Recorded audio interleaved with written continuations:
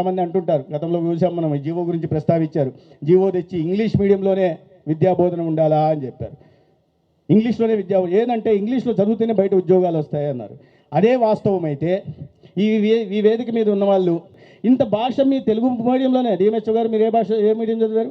తెలుగులోనే చదివారు, తెలుగు మీడియం చదివారు. వీరందరూ కలెక్టర్ అయ్యారు కదా, మన జీవితంలో ఏం సాధించాలనుకుంటాం? ఓ డాక్టరో, లాయరో, సైంటిస్టో, ఇంకోటో కావాలంటాం. ఎక్కువ మంది యూపీఎస్సీ క్రాక్ చేసి మనము కలెక్టర్ కావాలా అంటారు. కలెక్టర్ పైన చాలా ఉన్నాయి, కలెక్టర్ కావాలా అనుకుంటారంటే ఒక జిల్లా అధికారి కాబట్టి. మరి కలెక్టర్ అయినా ఇప్పుడే మనం ప్రత్యేకంగా ప్రస్తావిస్తున్నాం.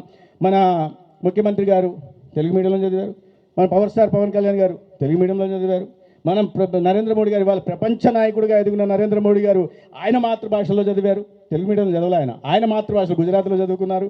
మనకందరూ తెలిసి మిస్సైల్ మ్యాన్గా మనం మాట్లాడుకుంటాం అబ్దుల్ కలాం గురించి. అబ్దుల్ కలాం గారు ఆయన మాతృభాష తమిళంలో చదివారు. మన మాతృభాష ఏదైనా కూడా ఆ మాతృభాష మీద గౌరవం ఉండాలి. మాతృభాష ప్రపంచవ్యాప్తంగా అనేక సర్వేలు నిరూపించింది ఏంటయ్యా అంటే మాతృభాషలో ఉంటే సృజనాత్మక పెరుగుతుందని. మనం ఇంట్లో మాట్లాడే భాష, వీధిలో ఆడుకునేటప్పుడు వాడే భాష, లేదా చదువుకునేటప్పుడు వాడే భాష, ఈ మూడు ఒకటైనప్పుడు పిల్లల మానసిక వికాసం పెరుగుతుంది, వాళ్ళలో క్రియేటివిటీ, సృజనాత్మకత పెరుగుతుందని ప్రపంచవ్యాప్తంగా అనేక